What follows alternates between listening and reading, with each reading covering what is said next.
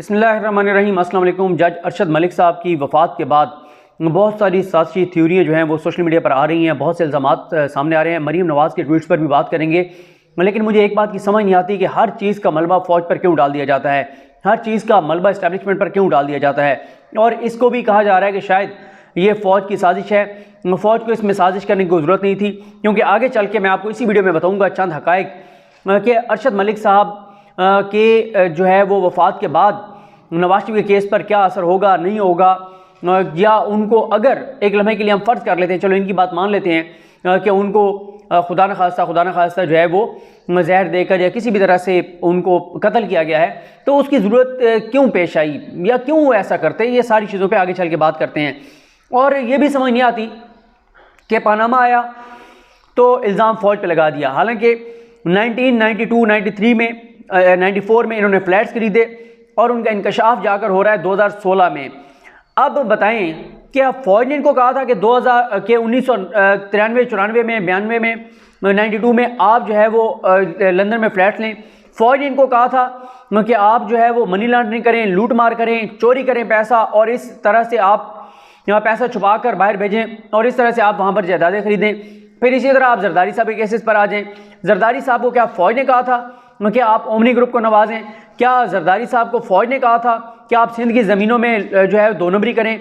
क्या जरदारी साहब को फ़ौज ने कहा था कि आप ओमनी ग्रुप को नवाजें? क्या जरदारी साहब को फ़ौज ने कहा था कि आप मलिक रियाज को और उसके दामाद को, उसके ख़ानदान को नवाजें? और अभी आप देखें ओमनी ग्रुप के साथ ये जो केसेस चल रहे हैं जरदारी साहब के, इसमें मलिक रियाज साहब के दामाद जो हैं वो 6 केसेस में 9.5 अरब रुपए की मनी लॉन्ड्रिंग प्ली बार्गेन कर चुके हैं, यानी एतराफ़ कर चुके हैं कि हाँ हमने जो है वो जुर्म किया है, हाँ हमने दो नंबरी की है, हाँ ये हमारे ज़िम्मे पैसे बनते हैं, और 6 केसेस में 9.5 अरब रुपए की प्ली बार्गेन की है। तो अगर ये झूठे केसेस है तो उन्होंने प्ली बार्गेन क्यों की है?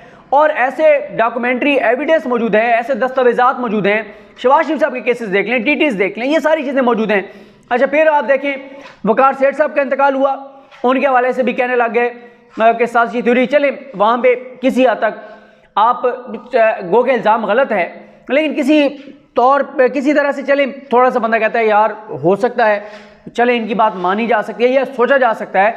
लेकिन यहाँ पे अरशद मलिक साहब के हवाले से तो कोई इसका तुक नहीं बनता। और जहाँ तक बात है वकार सेठ साहब, उनकी फैमिली ऐसा कोई इल्ज़ाम नहीं लगा रही। उनकी फैमिली अगर ये इल्ज़ाम लगाती तो पोस्टमार्टम हो सकता था, देखा जा सकता था, लेकिन उनकी फैमिली ने ऐसा कोई इल्ज़ाम नहीं लगाया। जब तक वो हॉस्पिटल में थे तो ये तमाम नून लीग के हामी एंकर्स, पीपल्स पार्टी के हामी एंकर्स, ये पीपल्स पार्टी और नून लीग के साथ मसरूफ़ थे, किसी ने वकार सेठ साहब का पता तक नहीं किया।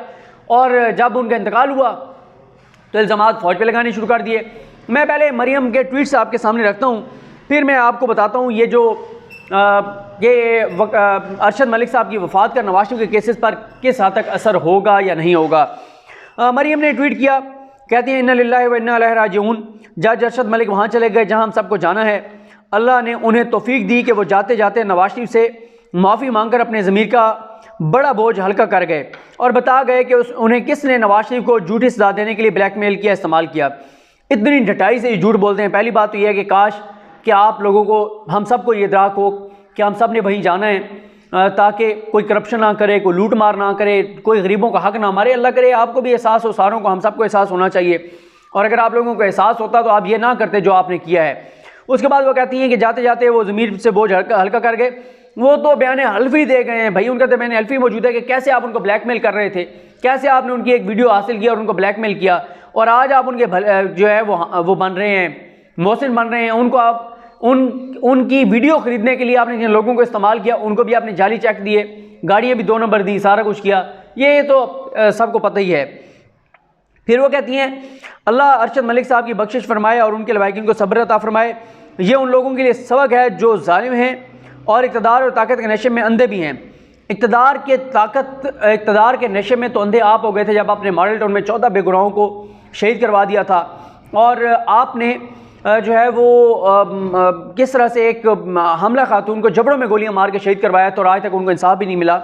आज 5 दिसंबर है, इस हवाले से इंपॉर्टेंट दिन है, मैं नेक्स्ट वीडियो में उस पर भी शायद बात करूँ। फिर कहती हैं मुझे ऐसे लोगों के अंजाम से डर लगता है। अल्लाह जालिम के साथ नहीं, जालिम बर्बाद होकर रहेगा, ये अल्लाह का निज़ाम है। अल्लाह ताला से डरना चाहिए। ये बातें मरीम साहब को नहीं करनी चाहिए, क्योंकि अभी तो हम देख रहे हैं जालिमों का अंजाम कि अपनी माँ को कब्र में उतारने के लिए पाकिस्तान नहीं आ सकते, अपनी बीवी को कब्र में उतारने के लिए पाकिस्तान नहीं आ सकते, अपने पहले वालिद का जनाजा पढ़ने के लिए भी पाकिस्तान नहीं आए थे। तो ये तो अब हम सब देख रहे हैं, ये अल्लाह की ज़ात बेहतर जानती है कौन किसको अल्लाह ताला अजाब में मुब्तला कर रहा है, किसको अल्लाह ताला सज़ा दे रहा है, किससे अल्लाह ताला इम्तिहान ले रहा है, ये अल्लाह के फ़ैसले हैं। इसलिए आप ये जो है वो ना सुनाएं अपना फ़ैसले। फिर जी वो कहती हैं अरशद मलिक अपने इतराफ़ और इंकशाफात के 1.5 साल बाद फौत हुए। 1.5 साल में नवाज शरीफ को इंसाफ ना मिलने का ज़िम्मेदार कौन? ज़िम्मेदार मरीम साहिबा आप हैं, क्योंकि अदालत ने बार बार कहा था कि आपका वो जो नासिर भट्ट है जिसने ये सारा कारनामा किया, जिसने वीडियो रिकॉर्ड करवाई कि नासिर भट्ट आओ और आकर पाकिस्तान में बयान दो, लेकिन नासिर भट्ट पाकिस्तान नहीं आया। आपको कहा गया ओरिजिनल ऑडियोज़ और वीडियोज़ दें, आपको कहा गया रिकॉर्डिंग करने वाले बंदे पेश करें, आपको कहा गया जहाँ पे ये सिस्टम जिसमें एडिट हुआ वो सिस्टम फराहम करें, लेकिन आपने कुछ भी नहीं दिया, तो इसके ज़िम्मेदार आप हैं। फिर वो कहते हैं जिस केस में नवाज शरीफ को इश्तिहारी दिलाने की जल्दी थी, उस केस की सज़ा सुनाने वाले जज के एतराफ़ पर कोई एक दिन भी समाअत क्यों नहीं हुई? ये एक लंबी बात है, लंबी तफसील में मैं नहीं जाता। जो ये कह रही है नवाज शरीफ को इश्तिहारी करार देने की जल्दी थी, पिछली वीडियो जो मैंने की उसमें मैंने टाइमलाइन बताई है। जस्टिस आमिर फारूक साहब और मोहसिन अख्तर कैनी साहब ने जो तहरीरी ऑर्डर जारी किया उसमें आप टाइमलाइन देख लें, कितना अरसा लगा इश्तिहारी करार देने में, कोई जल्दी नहीं है। और मुझे नहीं लगता पाकिस्तान में कभी किसी केस में इश्तिहारी करार देने के लिए इतनी जो है वो मतलब सुस्त रवि से काम हुआ हो, इतनी समातें हुई हों, इतने मौके दिए गए हों, इतना प्रोसेस जो है और प्रोसीजर फॉलो हुआ हो। फिर वो कहती हैं जज अरशद मलिक की समात क्यों नहीं चली, इस पर मैं ज़रा आगे आता हूँ। फिर वो कहती हैं कि 3 बार का वज़ीर-ए-आज़म मफरूर करार दे दिया गया, लेकिन नवाज शरीफ के खिलाफ अदालती साजिश पर कोई कमीशन क्यों नहीं बना? बहुत कुछ बताने के लिए तैयार शख्स की मौत का इंतज़ार क्यों किया गया? अच्छा, अब जो उन्होंने बताना था भाई वो बता चुके हैं एफिडेविट में, अब आप तो उल्टा दूसरी तरफ फिर रही हैं, हालांकि आपके बारे में तो जो अरशद मलिक साहब हैं वो सब कुछ जो है वो बता गए हैं। फिर वो कहती हैं मेरा सादा सा सवाल यह है कि इंसाफ के कत्ल की जिम्मेदारी किस पर है? इस साजिश के इंकशाफ और इतराफ़ करने वाला किरदार अब इस दुनिया में नहीं। अब ये मुतालबा ज़ोर पकड़ने लगा कि आज़ाद और बहादुर जजों पर मुश्तमिल कमीशन की इसकी तहकीकात करे ताकि अवाम हक़ाइक़ जान सकें। वो दिन दूर नहीं जब इंशाअल्लाह ये होकर रहेगा। ये सिविलियन बालादस्ती की जंग लड़ने वाले नवाज शरीफ का सवाल है, जिसे अकामे की बुनियाद पर नाअहल करार देकर एक कठपुतली को मुसल्लत किया गया। जज अरशद मलिक की मौत से पहले इंसाफ की मौत का जवाब भी देना होगा। मैं आपको बता चुका हूँ ज़िम्मेदार आप हैं। आप अगर वो ऑडियोज़ और वीडियोज़ ओरिजिनल पेश कर देते तो ये ताख़ीर ना होती। आपने प्रेस कॉन्फ्रेंस ज़रूर की, लेकिन आप किसी अदालती फोरम पर नहीं गए। आप जाते अदालती फोरम पे, ना आप सुप्रीम कोर्ट में गए, ना आप हाई कोर्ट में गए, ना आप कहीं पर गए। सुप्रीम कोर्ट तो बार बार ये सवाल उठाती रही कि भाई आपको फ़ायदा हो सकता है अदालत में जाने से, आप जाएँ अदालत में, लेकिन आप नहीं गए क्योंकि आपको भी पता है कि उसमें कोई दम खम नहीं है। आप अदालत में जाकर वो चीज़ें जो है वो साबित नहीं कर सकते। उसके बाद इन्होंने एक ट्वीट रीट्वीट किया है जिसमें यह दावा किया गया है कि अरशद मलिक साहब को जो है वो कहते थे उनकी जान को ख़तरा था और उनको शायद कत्ल किया गया है। और वो मैंने आपको बता चुका हूँ कि ये सारे ड्रामे हैं, अदाकारी है, फ्रॉड है। मरीम साहिबा के बारे में अदालती फ़ैसले मौजूद हैं क्लेबरी फ़ॉन्ट वाले कि कैसे इन्होंने 2 नंबरी की थी, कैसे इन्होंने फ्रॉड किया था, धोखा किया था। फिर इनका वो बयान मेरी लंदन तो क्या पाकिस्तान में कोई जायदाद नहीं, इस तरह के इनके कई झूठ जो हैं वो पहले ही आपको पता है जो है वो साबित हो चुके हैं।